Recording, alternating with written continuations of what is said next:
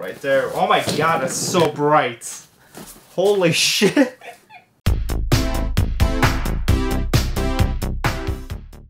Alright guys, today we're going to be unboxing the Aperture slash Amaran 200d, which is an aperture light, but it's Amaran's their like cheaper line of cameras. So today we're going to be checking that out, and we're also going to be comparing it to the Godox SL60W, mainly because this is the light I have been using for the past couple of years, and it served me well. But the problem I had with this light is that it's just not that powerful. So we're going to be comparing the powers of these two lenses.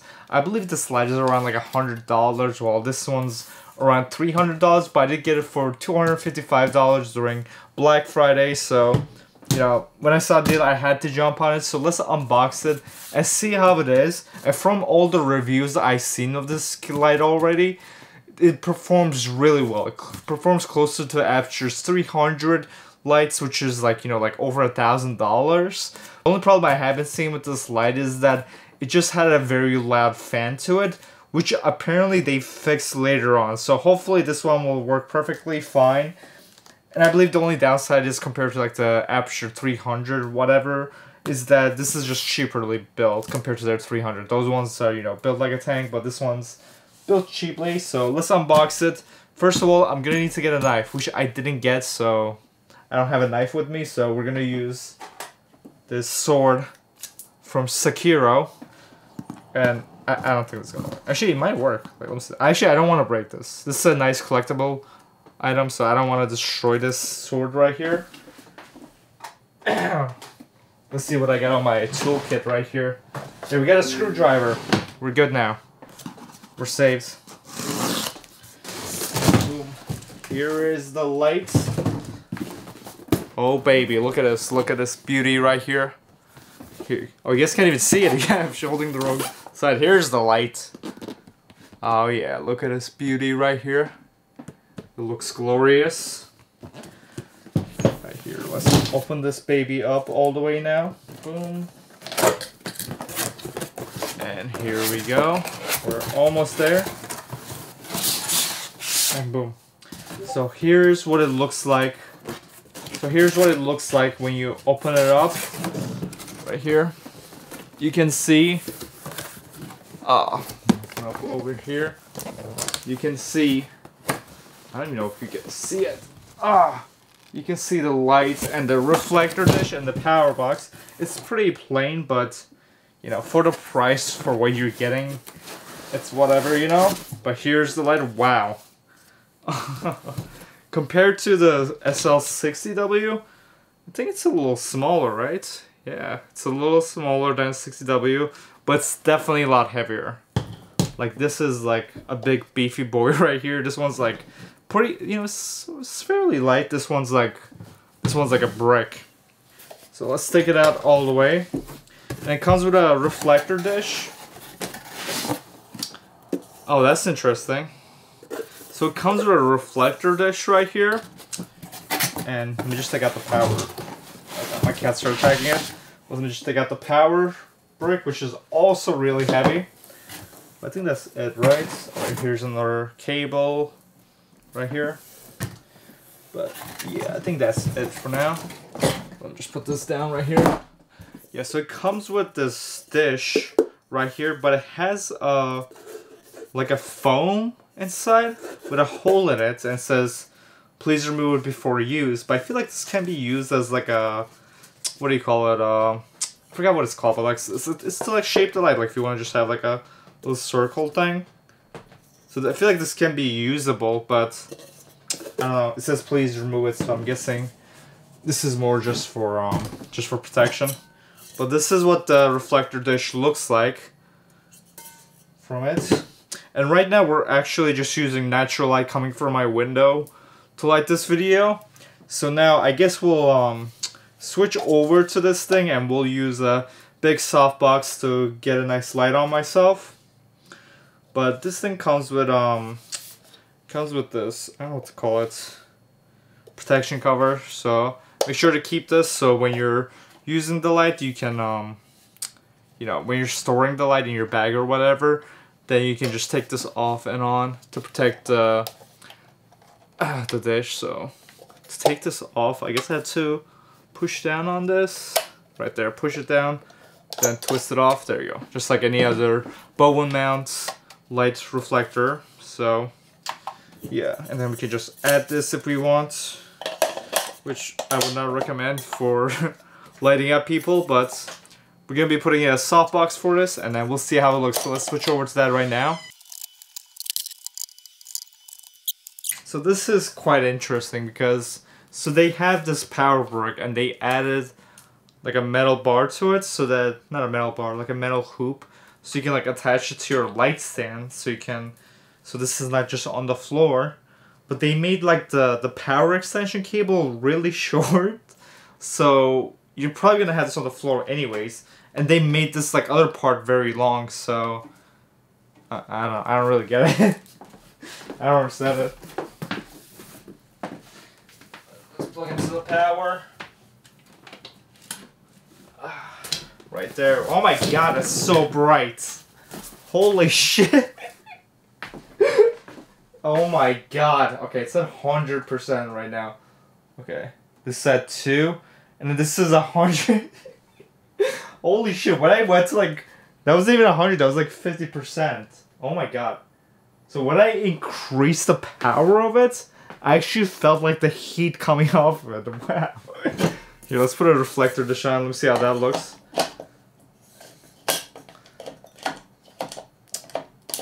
Oh, why is this not going on? There we go. Here's the reflector dish. Wow, look at it. It's at 88. 100% just pure, just blinds you. Wow. Okay, alright, so I'm gonna try putting a softbox on it now.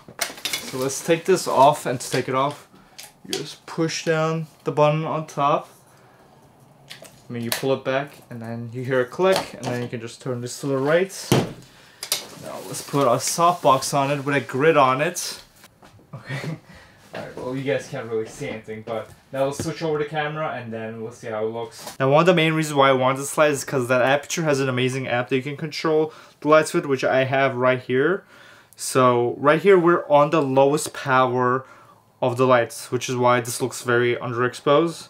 But I can adjust the brightness from here, and this is at, well, like 5%, which kind of looks properly exposed. You know, I can go to 100%, it'll just like blind me completely, but wow, this is amazing. At like 10%, honestly, I'm just looking at my histogram, like around here at 18%, this is like, honestly, this might be a little overexposed, but this is the type of light quality you can get with a nice soft box.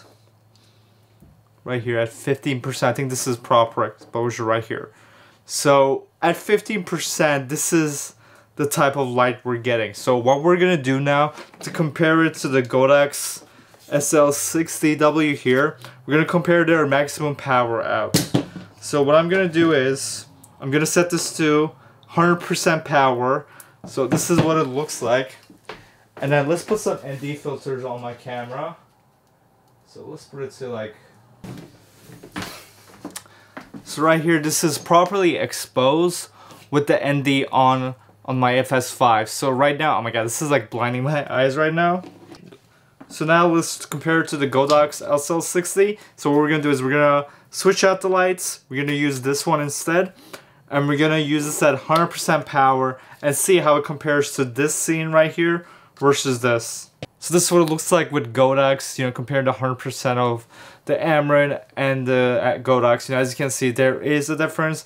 But again, these are not supposed to be the lights that are supposed to be in like the same category. This is just the ones that I happen to have. So I just want to see how it looks personally, you know, since I'm going to be upgrading from the Godox to the Amaran. But now let's go back to the Amaran and I'll give you guys my final thoughts about the light. Alright, so my final thoughts for this light is going to be that it's pretty amazing, to be honest. It's a big upgrade compared to the Godox lights. It's not even just about the light output, because obviously the Amaran does have like a lot more light output. I think it's around like twice more light you get from the Amaran.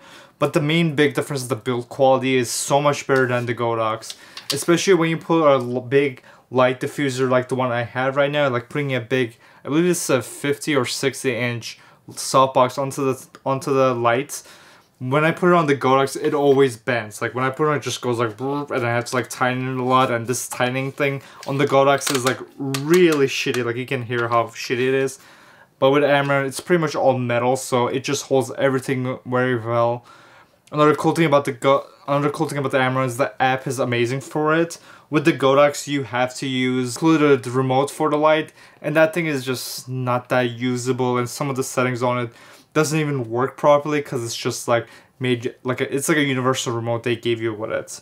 But with the Aperture, you get a really good app that you can just, you know, change all the settings with. And I love how easily it just connects to it. Like you don't have to, you know, fidget around, pair it or anything. It just automatically connects through Bluetooth, and then you can just change all the settings on here just by hand. I think I was at like, what was that, like 15%? And boom, we get like proper exposure. Like you can easily set this up. I mean, just for the app alone, like honestly, it's kind of worth it. We're at 12% on the light right now, and we're using a big softbox, but we also have a grid on the light also, so that also cuts down on some of the lights.